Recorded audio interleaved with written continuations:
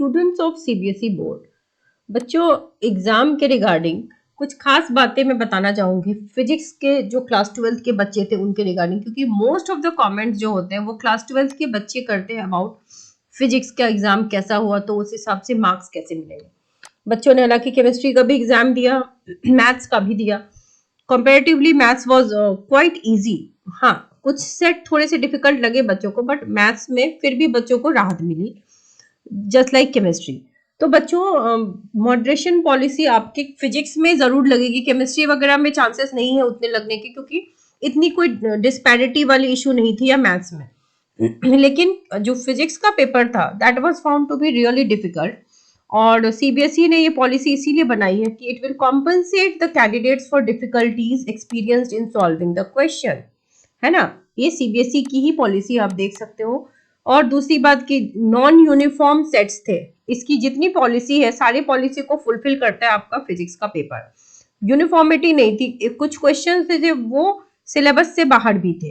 तो ये जो सारी पॉइंट्स हैं जिसके बेसिस पर मॉडरेशन मिलना चाहिए वो तय है, ठीक है।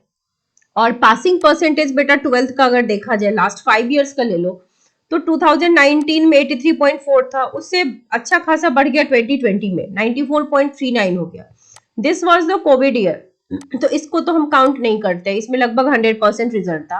अगेन 2022 में जब दो टर्म्स हो गए थे, जिसमें एक टर्म आपका एमसीक्यू वाला था और दूसरा टर्म सब्जेक्टिव था, तो 30-70 का वेटेज लगाया, फिर भी रिजल्ट वाज अप्रिशिएबल 92.71। बच्चों को इतनी भी उम्मीद नहीं थी क्योंकि दो एग्जाम पहली बार हुआ था। एंड अगर हम लास्ट ईयर को देखें तो there was a very much dip in the percentage, 5.83 से परसेंटेज डिप हो गया। तो पहला रीजन तो है कि मॉडरेशन पॉलिसी लगेगी, जस्ट बिकॉज की मॉडरेशन पॉलिसी के अकॉर्डिंग जो जो इश्यूज होते हैं वो आप सबने फेस किया।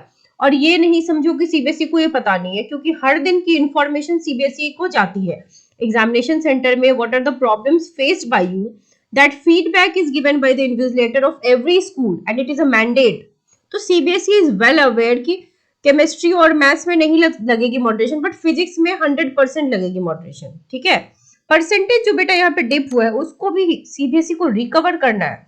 लास्ट ईयर इतने एक्सक्यूज मी इतने बच्चों की कंपार्टमेंट आ गई जिससे सीबीएसई का अपना ही रेपुटेशन खराब हो गया।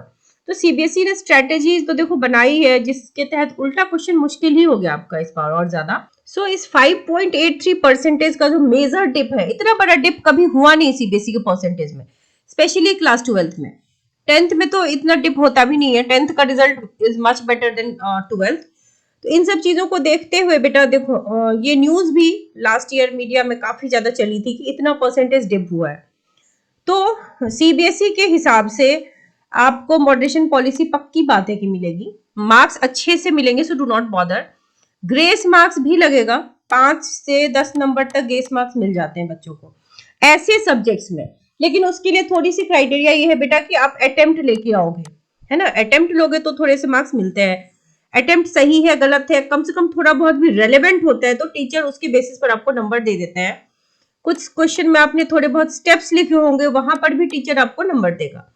एमसीक्यू में भी कुछ बच्चों के सवाल थे कि क्या अगर हम सी लिख देंगे तो मार्क्स मिलेगा। That depends on teacher also, invigilator to invigilator वो वेरी करता है। लेकिन ऐसे सब्जेक्ट्स में जहां पर पता है कि पूरे देश के 80% बच्चे कह रहे हैं कि भाई हमारा पेपर खराब हो गया है, तो ऐसे पेपर्स में अगर सीबीएसई मॉडरेशन नहीं लगाएगी, लीनियंसी नहीं बरतेगी, तो फिर 80% बच्चे पास भी नहीं हो पाएंगे ना। तो आप लोग बिल्कुल वरी मत करो। हाँ, जिन्होंने ब्लैंक शीट छोड़ी है फिर उनके लिए ऑप्शन नहीं है, मॉडरेशन लगेगी भी, ग्रेस मार्क्स मिले। ग्रेस मार्क्स देते भी कैसे हैं, आपके पेपर के हिसाब से ही ग्रेस मार्क्स भी होता है। आपने लिखा होगा तो कहीं ना कहीं वो मार्क्स एडजस्ट करते हैं, है ना। इंटरनल मार्क्स तो चलो सबको अच्छे मिल ही जाते हैं, सो मार्क्स अच्छा ही मिलेगा, डोंट वरी। जिन्होंने थोड़े बहुत भी अटेम्प्ट लिए हैं, जैसे आपका 70 मार्क्स का पेपर है ना, तो उसमें 23 लाना आपके लिए मैंडेट है पास होने के लिए। अब 23 में अगर आप मान लो 15-16 भी, कई बच्चे बोल रहे हैं हम लिख करके आ पा रहे हैं, 15-16 भी लेके आ पा रहे हो and you have taken certain attempts, तो कॉपी चेकिंग इतनी अच्छी से मॉडरेशन लग जाएगी कि आपके मार्क्स 23 से आगे चले जाएंगे, ठीक है। इतना का कम से कम करके आना आपके लिए जरूरी था। अटेम्प्ट्स बहुत से बच्चे लेके भी आए हैं, तो उन बच्चों को डरने की बिल्कुल भी जरूरत नहीं है, मार्क्स अच्छे ही मिलेंगे आपको। मैं फिर से रिजल्ट दिखा दूं, देखो क्लास 12th की ही एक रिजल्ट शीट आप देख सकते हो जिसमें फिजिक्स और केमिस्ट्री दोनों में बेटा देख लो student is getting just 23। Practical में तो चलो देखो 27 28 ऐसे मिल ही जाता है, so nothing to worry about that.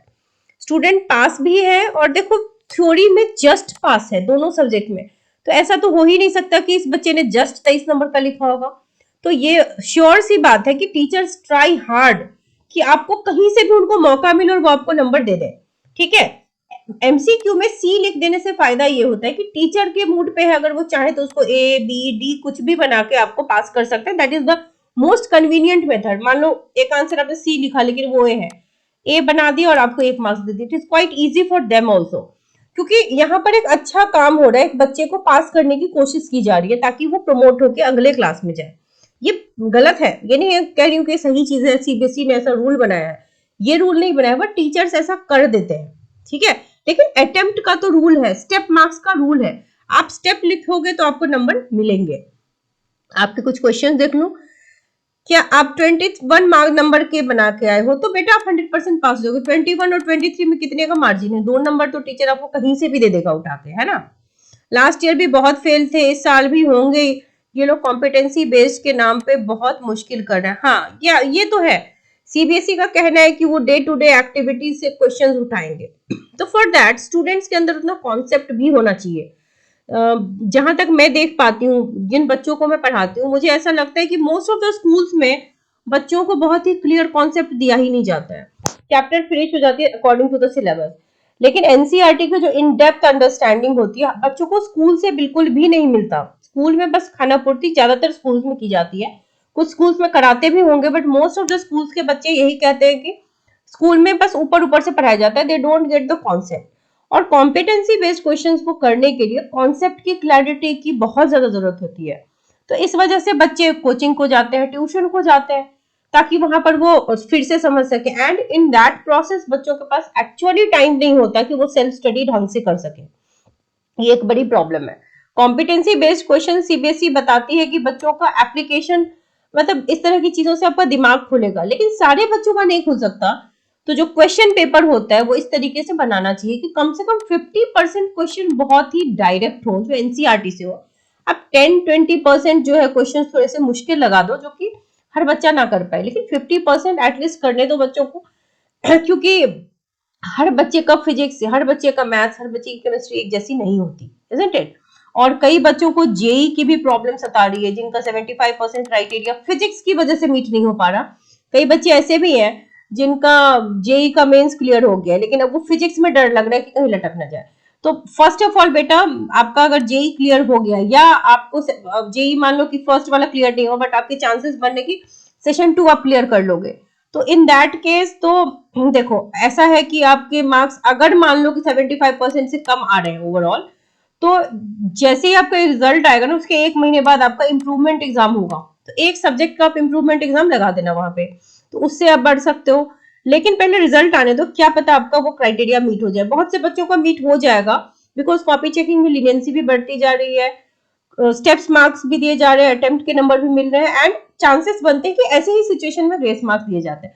But हर बच्चा फिर भी पास नहीं होगा।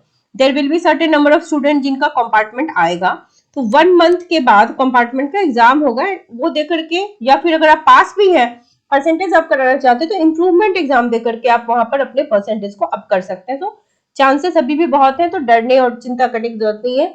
आगे के पेपर्स की तैयारी करिए। कंपार्टमेंट आई तो एडिशनल लगा के पास हो, कंपार्टमेंट में एडिशनल लगा के पास तो हो सकते हैं, लेकिन अगर मान लो कोई जेई देने जा रहा है, ठीक है, उसकी फिजिक्स केमिस्ट्री या मैथ्स में किसी में अगर कंपार्टमेंट आ गई है, तो आपको वो क्लियर तो करना पड़ेगा बेटा। मान लो कि आपके 6 सब्जेक्ट है, तो आप ओवरऑल पास हो, गुड। लेकिन 5 में पास होने पे आप पास हो जाओगे, लेकिन आपका अगर जेई को फिजिक्स और मैथ्स तो चाहिए होता है, तो इन दोनों में अगर आप क्लियर नहीं हो, तो आपको कंपार्टमेंट देकर क्लियर करना पड़ेगा, ठीक है। अगर किसी के मैथ्स में 45-46 बन रहे हैं, तो क्या 50 हो सकते हैं? हाँ हाँ बेटा, 45-46 तो आप अपने हिसाब से अज्यूम करो ना, लेकिन टीचर बहुत लीनियंसी के साथ मार्क्स देते हैं। तो ऐसा नहीं कि सिर्फ पास कराने के लिए होती है टीचर को कि सिर्फ पास कराए, हर तरह से कोशिश करते हैं कि बच्चों को ज्यादा से ज्यादा मार्क्स दिया जाए। उन्हीं बच्चों के नहीं आते जो कॉपी खाली छोड़ते हैं, वहां पर फिर टीचर की गलती भी नहीं है ना। अगर आपका फिजिक्स में 43 to 47 आ रहा है, और मैं पूरा पेपर करके आया हूँ, तो इजीली ऑफ कोर्स 47 अगर आपने लिखा है तो 50 से ऊपर भी जा सकता है। ऐसा थोड़ी है कि अगर आपके मार्क्स 50% से अबव आ रहे हैं तो टीचर उसके बाद काटना शुरू कर देते हैं, ऐसा नहीं है। लीनियंसी थ्रू आउट होती है। हाँ, फर्स्ट क्राइटेरिया उनका होता है कि 23 दिला दे बच्चों को ऐसे सब्जेक्ट्स में जिसकी पासिंग 23 है, या जिसकी 26 है, उसमें बेसिक चाहते हैं कि 26 बच्चों को मिल जाए। लेकिन उसके बाद भी दे ट्राई हार्ड, क्योंकि परसेंटेज अप होना भी तो चाहिए ना। 90 प्लस कितने लाते हैं, 95 प्लस कितने लाते हैं, वो भी तो सीबीएसई का अचीवमेंट है ना। लास्ट ईयर वैसे भी सीबीएसई सीआईएसई से बहुत पीछे रह गया, जो आपका आईसीएसई और आईएससी बोर्ड है उससे बहुत पीछे रह गया। इसमें सीबीएसई की स्ट्रेटेजी में प्रॉब्लम है। थ्योरी प्लस प्रैक्टिकल मिलाकर अगर 12th वालों को पास करे तो इतने बच्चों की प्रॉब्लम नहीं होगी, बट सीबीएसई इस पॉइंट को कंसिडर सिर्फ 10th में करता है, 12th में नहीं करता है। But don't worry about physics, most of you will definitely pass, okay. और जो पास नहीं होंगे, 1 महीने बाद कंपार्टमेंट देकर आप उसको क्लियर करोगे। 75% वालों के लिए भी यही है। So stay positive, stay happy.